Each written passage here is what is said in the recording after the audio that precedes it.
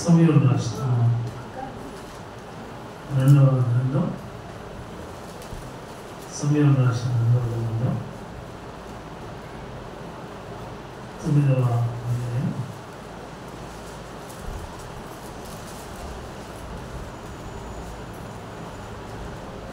10వ వచనం చదువుతాను గమనించండి. యోనాతానును బట్టి నేను ఉపకారం చూపుటకు సౌలు కుటుంబంలో ఎవడైనా చూడాలని దావీదు అడిగింది. సౌలు కుటుంబములకు సేవకులకు షీబా అనే ఒకడు ఉండగా వారు అతన్ని దావీదు వద్దకు పిలవనంది. రాజు షీబావు నీవే కదా అని అడగగా అతడు నీ దాసుడైన నేనే షీబాను అని. రాజు యెహోవా నాకు దయ చూపినట్టుగా నేను ఉపకారం చేయుటకు సౌలు కుటుంబంలో ఎవడైనా ఒకడు శేషించి ఉన్నాడా అని అతను అడగగా షీబా యోనాతానుకు కుంటి కాళ్ళు గల కుమారుడు ఉన్నాడని రాజుతో మనవి చేసింది. అతను ఎక్కడ ఉన్నాడని రాజు అడగగా షీబా చిత్తగించను అతను లోదేబారులో అమీయేలు కుమారుడు మాకిలు ఉన్నాడని రాజుతో అని. అప్పుడు రాజైన దావీదు మనుషులను పంపి లోదేబారులో ఉన్న అమీయేలు కుమారుడు మాకిలు నుండి అతను రప్పించను. సౌలు కుమారుడైన యోనాతాను నాకు పుట్టిన మెఫీబోషెత్ దావీదు వద్దకు వచ్చి సాగిలపడి నమస్కారం చేయగా దావీదు మెఫీబోషెతు అని అతన్ని పిలిచినప్పుడు అతడు చిత్తము నీ దాసుడైన నేను ఉన్నాను.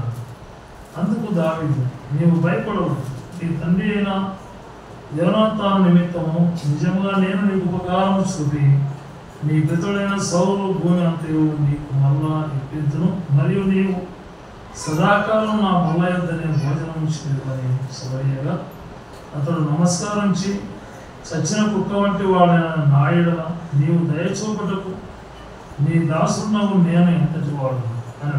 అప్పుడు రాజు సౌలు సేవకుడైన షీబాను సౌలునకును అతని కుటుంబమునకును కలిగిన స్వతంత్రత నీ యజమాని కుమారునికి నేను ఇప్పించి ఉన్నాను. కాబట్టి నేను నీ కుమారును నీ దాసును అతని కొరకు ఆ భూమిని సాగుబడి చేసి నీ యజమాని కుమారునికి భోజనమునకై ఆహారం కలుగునట్టు నీవు దాని పంట తేవను. నీ యజమాని కుమారుడైన మెఫీబోషెతు ఎల్లప్పుడూ నా బల్ల యొద్దనే భోజనము చేయమని సెలవిచ్చెను. 13వ వచనం. మెఫీబోషెతు యెరూషలేములో కాపురం ఉండి సదాకాలం రాజు బల్ల యొద్ద భోజనము చేయుచుండెను.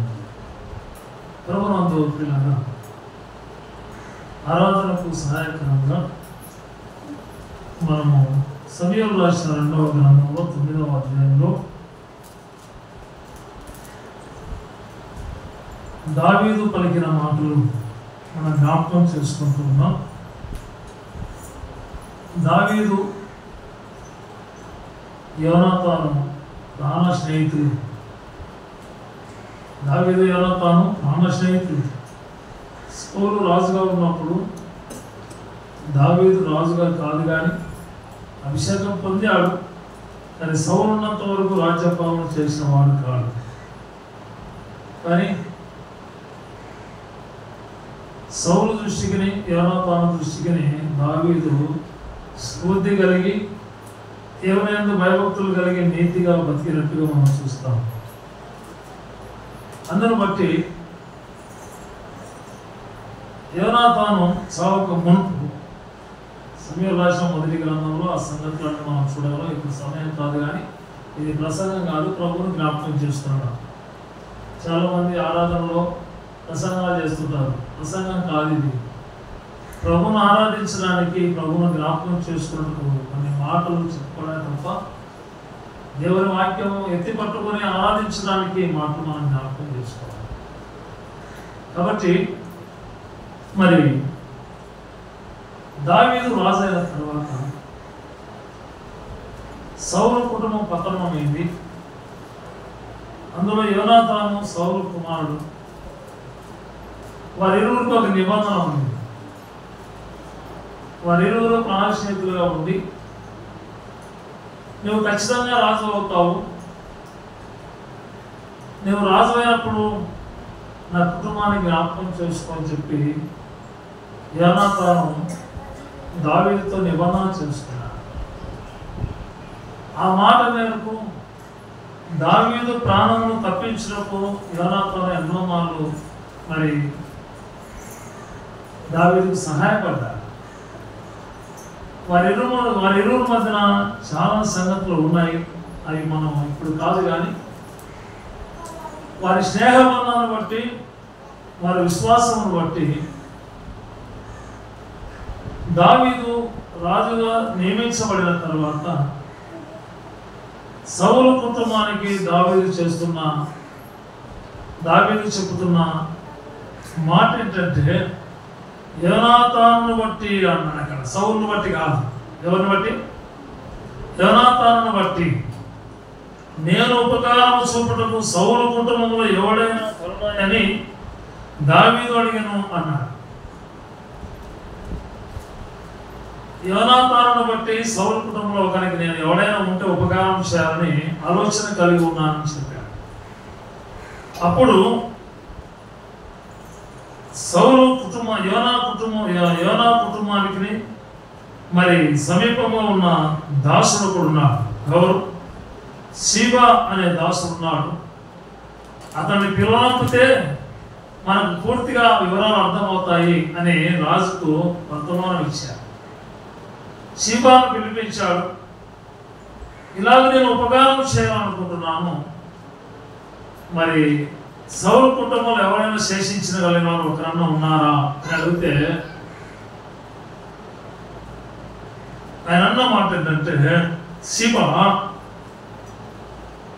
ఒకడున్నాడు,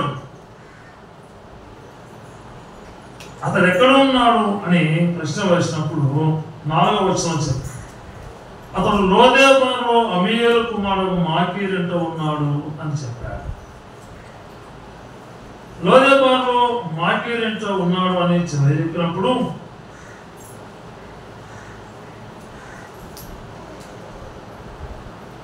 అతడున్న స్థలం లోదేబారు, మాకీరు ఎంతో ఉన్నాడు. ఇక్కడ మనం జ్ఞాపకం చేసుకోవాల్సిన సంగతి ఏంటంటే, లోదేబారు అనగా మేత లేని స్థలం.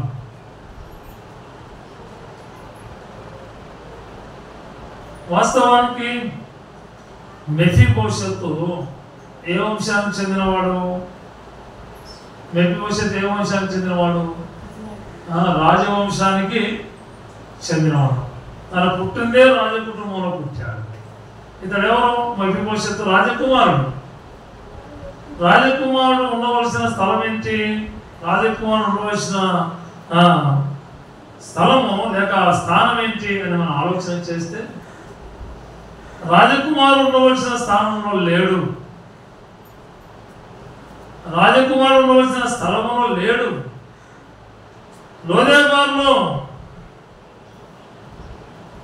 మేతలేని స్థలంలో ఉన్నట్టుగా మనం చూస్తాం. అలాగైతే పిల్లరా, అతడు 2 కాళ్ళు కుంటివి అన్నాడు. 2 కాళ్ళు కుంటివైనప్పుడు సౌలు రాజుగా ఉన్నప్పుడు అమాలేకీయులు యుద్ధానికి వచ్చారు. ఆ యుద్ధంలో వారు సౌలు కుటుంబాన్ని హతం చేశారు. ఆ సందర్భంలో ఒక దాని మెఫీబోషెతును ఎత్తుకొని పరిగెడుతూ ఉంటే కింద పడి ఆ పిల్లవానికి 2 కాళ్ళు కుంటిగా అయిపోయాయి. అందును బట్టి ఆ పారిపోయి ఆమె లోదాబారులో చేరి అమీయేలు కుమారుడు మాకీరుకు ఆ పిల్లవాడిని అప్పచెప్పింది.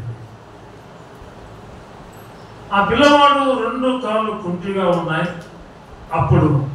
కానీ ఈ దావీదు సమయానికి వచ్చేసరికి అతడు వయసులో ఉన్నాడు.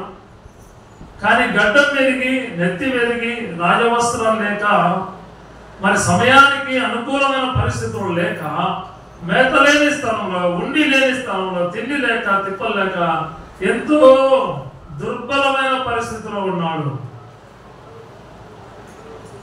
దుర్బలమైన పరిస్థితిలో ఉండగా దావీదు మరి సమాచారం తెలుసుకొని లోదెబారులో ఉన్న ఆ మాగీరింట ఉన్న మెఫీబోషెతును ఎక్కడికి పిలిపిస్తున్నాడు? యెరూషలేముకు పిలిపిస్తున్నాడు, రాజనగరుకు పిలిపిస్తున్నాడు. యెరూషలేముకు రాజనగరుకు పిలిపించాడు. మెఫీబోషెతు చాలా దుర్బలమైన పరిస్థితిలో ఉన్న మెఫీబోషెతును దావీదు పిలిపించి తన రాజనగరంలోనికి పిలిపించినప్పుడు, మెఫీబోషెతు నీవు భయపడవద్దు, నేనున్నా. నీది ఏదైతే కోల్పోయావో, దేన్నైతే నష్టపోయావో అది నీ తండ్రి ఆస్తి, అది పొలం కానీ డబ్బు కానీ ఏదన్నా కానీ సమస్తము నేను మళ్ళా నీకు తిరిగి ఇప్పిస్తా, నీ స్థానం నీకు ఇప్పిస్తా, నీ స్థానంలో నేను పెడతాను. అయితే నీవు మాత్రము ఎక్కడుండాలి? నా బాబా దగ్గర నాతో కలిసి భోజనం చేయాలి. ఎంతవరకు? సదాకాలం నువ్వు బ్రతికినంత కాలం నా బాబా దగ్గరనే భోజనం చేయాలి. మెఫీబోషెతు అన్న మాట ఏంటంటే, చూద్దాం ఆ మాట 8వ వచనం చూద్దాం. 9, 8. అతడు నమస్కరించి చచ్చిన కుక్క వంటి వాడనైన నా యెడల నీవు దయ చూపటకు నీ దాసుడైన నేను ఎంతటి వాడును. మెఫీబోషెతు ఎంతవరకు తగ్గించుకున్నాడు? చచ్చిన కుక్క వంటి వాడను, ఇంతగా నువ్వు దయ చూపటకు నేనే పాటి వాడను. ఎవరు మెఫీబోషెతు? పరిస్థితులు భిన్నంగా ఉన్నా, అనుకూలించకపోయినా, స్థానం అయితే ఎవరి స్థానం? ఏ స్థానం మెఫీబోషెతుది? రాజస్థానమే. కానీ ఆ స్థానం కోల్పోయాడు. కానీ దావీదు ఉపకారం చూపడానికి, మరలా స్థానం తిరిగి ఇవ్వడానికి యెరూషలేముకు పిలిపించారు. యెరూషలేము అనగా పవిత్రమైన స్థలం, అది దేవుని మందిరం మనకు సూచన. అలాగైతే దావీదు మెఫీబోషెతును రాజకుమారుల స్థానంలో తాను భుజించు భోజనపు బల్ల దగ్గర సదాకాలం భుజించడానికి ఒక ప్రాధాన్యత, ఒక అర్హతను కలిగించాడు. అలాగైతే పిల్లారా, మెఫీబోషెతు స్థానం ఒకప్పుడు ఎలా ఉన్నదో, లోదెబారులో ఉన్న మెఫీబోషెతు స్థానం అది నీది నాదే, అది నీతి నాదే. మన స్థానం ఎన్నికలేనిది, మన స్థితి ఎన్నికలేనిది, మన బ్రతుకు ఎన్నికలేనిది. మనం ఉండవలసిన చోట ఉండలేదు, కానీ ఉండకూడని స్థలంలో మనం ఉండి జీవిస్తున్నప్పుడు మన ప్రభువైన యేసుక్రీస్తు మనల్ని ప్రేమించాడు. ఎలాంటి వారిని ప్రేమించాడు దేవుడు? ఒక మాట మనం జ్ఞాపకం చేస్తున్నాం. రోమిలకు రాసిన పత్రికలో అందరికీ మనకు సుపరిచితమైన వాక్యమే. సందర్భాన్ని బట్టి మనం అనేక సార్లు ఆ మాటలు వాడుకుంటున్నాం. 5వ అధ్యాయము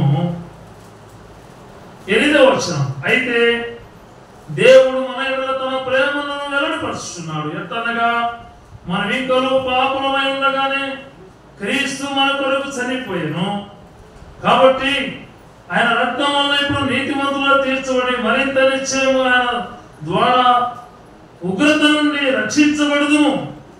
ఏదైనా శత్రువులమై ఉండగా ఆయన కుమారుని మరణం ద్వారా మనము దేవునితో సమాధానపరచబడిన ఎడల సమాధానపరచబడిన వారమై ఆయన జీవించడం చేత మరి నిశ్చయంగా రక్షించబడుదుము అన్నాడు. 6వ వచనం అన్నాడు, ఏదైనా మనం ఇంకనూ బలహీనమై ఉండగా క్రీస్తు యుక్తకాలమున భక్తిహీనుల కొరకు చనిపోయేను అన్నాడు. అది మన స్థానం, ఎన్నికలేని స్థానం, పాపములో ఉన్న స్థానం మనది. పాపముల చేతను అపరాధముల చేతను ఎఫెసీ రాసిన 2:2 అన్నీ చెప్పాడు. పాపముల చేతను అపరాధముల చేతను సచ్చిన వారమై ఉండగా అన్న. అవును పిల్లలు, మనము మన స్థానము మెఫీబోషెతు కంటే గొప్ప స్థానమే. ఒకప్పుడు ఏంటి, మెఫీబోషెతు రాజవంశంలో పుట్టాడు కనుక రాజస్థానం పొందాడు, మంచిదే. నీ స్థానం నా స్థానం ఏంటో తెలుసా? మనం ఎక్కడున్నామో మొదలు తెలుసా?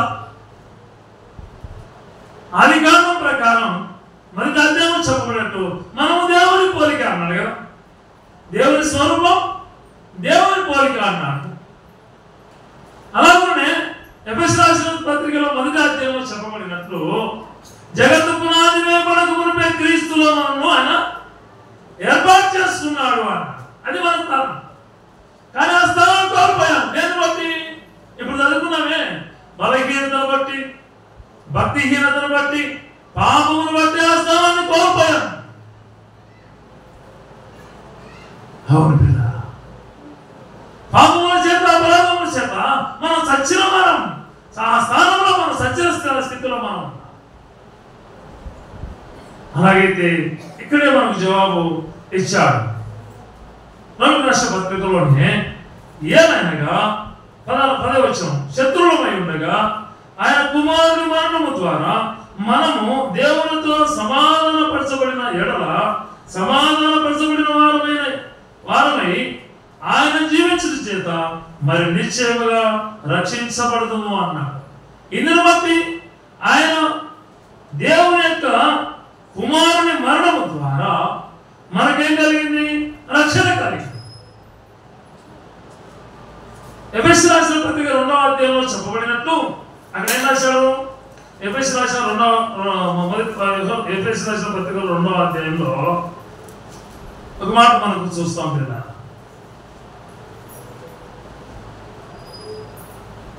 7-8 వచనాలు, క్రీస్తు యేసునందు మనం ఆయనతో కూడా లేపి పరలోకమందు ఆయనతో కూడా కూర్చున్నబెట్టును. మీరు విశ్వాసము ద్వారా కృపచేతనే రక్షించబడి ఉన్నారు. ఇది మీ వలన కలిగినది కాదు, ఇది దేవుని వరము అన్నాడు.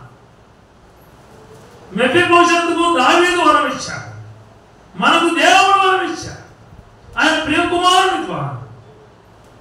అవును పిల్ల, మెఫీబోషెతును లోదెబారు నుంచి యెరూషలేముకు తీసుకొని రావడానికి మధ్యవర్తులు వెళ్ళి తీసుకొని వచ్చారు. కానీ మనము ఆయన సన్నిధికి నన్ను తీసుకొని రావడానికి మధ్యవర్తి ఎవరు వచ్చారు?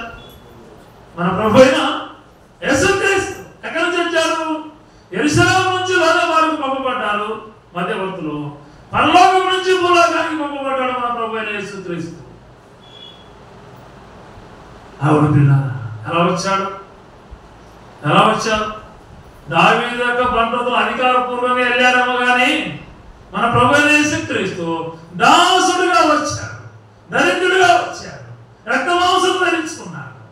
నిన్ను నన్ను విడిపించడానికి, నిన్ను నన్ను రక్షించడానికి, ఆయన సముఖమును చేర్చడానికి ఆయన దాసుడుగా, దరిద్రుడిగా, రిక్తుడిగా వచ్చి రక్తమాంసంలో పాల్గొవాడై మన పాపముల నిమిత్తమై ఆయన కల్వరి శిలువలో ప్రాణం అర్పించాడు. ప్రాణం పెట్టి మనల్ని ప్రేమించడం అన్నమాట మనం చూస్తున్నాం. దావీదు దేన్ని బట్టి మెఫీబోషెతును ప్రేమించాడు? దేన్ని బట్టి? యోనాతాను దావీదుకు ఉపకారం చేసిన దాన్ని బట్టి ఆ ఉపకారానికి ప్రత్యుపకారం చేశాడు తప్ప మరొకటి ఏం లేదు అక్కడ. దాన్ని బట్టే చేశాడు. కానీ మనం ఏం చేశాం? మన ప్రభుకు దేన్ని బట్టి మనకు ఉపకారం చేయాలైనా అంటే మనలో ఏ మంచితనం లేదు. అక్కడ అన్నాడు కదా, శత్రువులమై ఉండగా, బలహీనమై ఉండగా, పాపులమై ఉండగా ఆయన మనల్ని ప్రేమించాడు. ఎలా ప్రేమించాడు? ఆయన ప్రాణం పెట్టి ప్రేమించను, రక్తం కార్చి ప్రేమించను. శిలువలో ఎర్రటి ఎండల మిట్ట మధ్యాహ్నం ఆకాశానికి భూమికి మధ్య 3 మేకల మధ్య వేలాడి తీయబడి ఆయన నిలువలో రక్తం కార్చి. యెషయా మొదటి అధ్యాయం చెప్పాడంటే 5వ వచనం రాశాడు అక్కడ. మన ఎలాంటి వారమంట? నిత్యము తిరుగుబాటు చేసి కొట్టబడుచున్న వారమై ఉండి అధికారం మొదలుకున్న వరకు గాయముల చేత మన శిక్ష యావత్తు 53వ అధ్యాయం ప్రకారం మన శిక్ష యావత్తు ఆయన మీద మోసుకొని అధికారములకు నన్నెత్తి వరకు ఆయన శిక్ష అనుభవించాడు. ఆయన పొందిన దెబ్బల చేత మనకు స్వస్థత, ఆయన పొందిన గాయముల చేత మనకు స్వస్థత, ఆయన కాచిన అమూల రక్తము ద్వారా మనకు పాప క్షమాపణ, ఆత్మరక్షణ, దేవుని పిల్లలుగా మనం ఆయన కృప చేత మనం రక్షించబడ్డాం. ఇందులో బట్టి దేవుని పిల్లలమని మనకు ఆయన ముద్ర వేశాడు. అందుకని పేతురు రాసిన పత్రికలో మనం చూసినట్లయితే 1వ అధ్యాయంలో వెండి బంగారం వంటి క్షయ వస్తువుల చేత మీరు విమర్శించబడలేదు, కానీ ఏం చేత విమర్శించబడ్డారన్నాడు? గొర్రెపిల్ల వంటి క్రీస్తు రక్తము చేత మీరు విమర్శించబడి ఉన్నారు అన్నాడు. మనము మన స్థితి మారాలంటే రక్తం కాల్చవలసి వస్తుంది. దావీదు మెప్పిపోయి కోసం రక్తం కార్చాడు. దావీదు రక్తం కార్చలే. అధికారపూర్వకంగా ఆయనకు విడుదల కలిగించి స్థానం ఇచ్చాడేమో, కానీ మన ప్రభు అయిన యేసుక్రీస్తు అధికారాన్ని ఉపయోగించలేదు. తన ప్రాణాన్ని బలంగా పెట్టి పాపము నుంచి మనం విడిపించడానికి ఆయన కలవరిశిలో ప్రాణం అర్పించాడు. క్రీస్తు మరణము ద్వారా, గొర్రెపిల్ల వంటి క్రీస్తు రక్తము ద్వారా మనకు విడుదల, విమోచన కలిగింది. ఇది మనకు విమోచన. అది మాత్రమే కాదు, దావీదు మెఫీబోషెతుకు ఇచ్చిన గొప్ప ప్రధానమైన ఆజ్ఞ ఏంటంటే, నీవు సదాకాలం నా బల్ల దగ్గర నువ్వేం చేయాలి? భోజనం చేయాలి. అది అక్షరార్థమైన భోజనం. అంత మాత్రమే కాదు, ఇంకొక మాట జ్ఞాపకం చేస్తున్నాను. 9వ అధ్యాయంలోనే సమయంలో 2వ గ్రంథంలో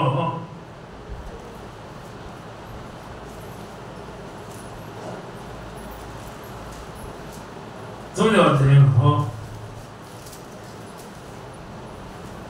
11వ వచనం, నా ఏలిన వాడు రాసు తన దాసునికి ఇచ్చిన ఆజ్ఞ అంతటి చొప్పున నీ దాసుడైన నేను చేసినని సీబా రాజుతో చెప్పాను. కాగా మెఫీబోషెతు రాజకుమారులలో ఒకడైనట్టుగా రాజు బల్ల ఎత్తిన భోజనం చేయుచుండెను. ఇప్పుడు ఏ స్థానం వచ్చింది మెఫీబోషెతుకు? రాజకుమారులలో ఒకడు.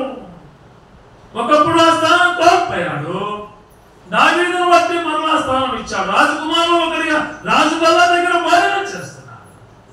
అలాగైతే నీ స్థానం, నా స్థానాన్ని దేవుడు మార్చి రాజులకు రాజైన మన ప్రభు అయిన యేసుక్రీస్తు తన సన్నిధిలో, తన ఆలయంలో, తన బల్ల దగ్గర నీకు నాకు నిత్య నిబంధన కట్టడగా ఏర్పాటు చేయబడిన ఆ బల్లలో ఆయన శరీరంలో, రక్తంలో పాలుపంపులు పొంది నిత్యము భోజనం చేయడానికి ఆయన శరీరమైన రక్తం మనకు ఆహారంగా ఇచ్చాడు. ప్రియ సోదరి సోదరుడా, యేసుక్రీస్తు ప్రభు మనకు భోజనముగా మారిపోయాడు, ఆహారంగా మారి. ఇది ప్రభురాత్రి భోజనం, ఇది నిత్య నిబంధన కట్టడ. ఇది నిర్గమకాండములో ఇశ్రాయేలు ప్రజలకు నిత్య నిబంధన కట్టడన్నాడు. కొత్త నిబంధనలో యేసుక్రీస్తు ప్రభు తన శిష్యులకు ఇచ్చిన మాట, ఇది నేను వచ్చే వరకు మీరు చేయండి. ఎంతవరకు అంట? నేను వచ్చే వరకు మీరు దీన్ని చేయాలి. దీన్ని తిని త్రాగువాడు నేను వాని యందును, 16వ అధ్యాయం చెప్పాడు కదా యోహాను సువార్తలో, నేను వాని యందును వాడు నా యందును నిలిచియుందుము. అలాగైతే పిల్లరా, ఇప్పుడు మనకి ఏ స్థానం ఇచ్చాడు? క్రీస్తుతో కలిసి ఆయనతో సదాకాలం ఆయన బల్ల దగ్గర భోజనం చేసే భాగ్యం ప్రభు మనకి ఇచ్చాడు. అందుకు మనం ఏం చేయాలి? మెఫీబోషెతు ఏమన్నాడు? మనం చదివాం. 6వ వచనం, సౌలు కుమారుడైన యోనాతానుకు పుట్టిన మెఫీబోషెతు దావీదునొద్దకు వచ్చి సాగిలపడి నమస్కారం చేయగా, దావీదు మెఫీబోషెతు అని అతన్ని పిలిచినప్పుడు అతడు, చిత్తము, నీ దాసుడైన నేను ఇక్కడ ఉన్నాను అన్నాడు. ప్రియ సోదరి సోదరా, దావీదు సముఖమునందు మెఫీబోషెతు చేరినప్పుడు, మెఫీబోషెతును పేరు పెట్టి పిలిచినప్పుడు, చిత్తమని అన్నప్పుడు, నువ్వు భయపడవద్దన్నప్పుడు మెఫీబోషెతు సాగిలపడి నమస్కారం చేసినావు. దీన్ని ఏమంటారు? కృతజ్ఞత. ఇప్పుడు మనం ఏం చేయబోతున్నాం? కృతజ్ఞత స్తుతులతో ఆయన కనపరచబోతున్నాం. 2 కాళ్ళు లేకపోయినా సాగిలపడ్డాడు, నమస్కరించాడు. ఆయనకు నమస్కారం చేస్తాడు. చచ్చిన కుక్క వంటి నాయనలా నీవు ఇంతగా ప్రేమ చూపుకుంటూ నేనే పాటుపడను, ఆ మాట నేను అంటూ ఆయన స్తుతించాలి. అంతే కదా. మన స్థానం ఏంటి? నిత్య నరకం. మన స్థానం ఏంటి? పాపపు జీవితం. పాపానికి వచ్చే జీవితం మరణం. అది నిత్య నరకాగ్ని దండన. అట్టి పాపం నుంచి నిత్య నరకాగ్ని దండ నుంచి విడిపించి పరిశుద్ధమైన సన్నిధి ఎబ్రాయ పత్రిక 11:12 చెప్పినట్టు ఆయన సన్నిధికి చేరి రాగలటకు మనకు ధైర్యం ఇచ్చాడు. ఆయన పరిశుద్ధ సన్నిధికి చేరి రాగలటకు ఆయన మనకు ధైర్యం ఇచ్చాడు. యోహాను సువార్త 1:12 చెప్పినట్టు ఆయన దేవుని కుమారులుగా మనకు ముద్ర వేశాడు. ఎఫెసీయుల రాసిన పత్రికలో చెప్పబడినట్టు ఆయన ఉన్న స్థలంలో మనము ఉండడానికి ఆయన ఇష్టపడి ఆయన మన కొరకు స్థలం సిద్ధపరిచాడు. ప్రియ సోదరి సోదరు, మన స్థానం ఎక్కడి నుంచి ఎక్కడికి వెళ్ళింది? ప్రభు మనల్ని ఎక్కడి నుంచి ఎక్కడికి తీసుకొని వెళ్ళాడు. అలాగే ఎన్నిక లేని మనల్ని మన ఆయన చూపిన ప్రేమ, కృతజ్ఞతగా ఆయనకు సాగిన కృతజ్ఞతాస్తుతులు చెల్లించి ఆయన గణపరచాలని ప్రభు పెట్ట మీకు మనం చేస్తాం.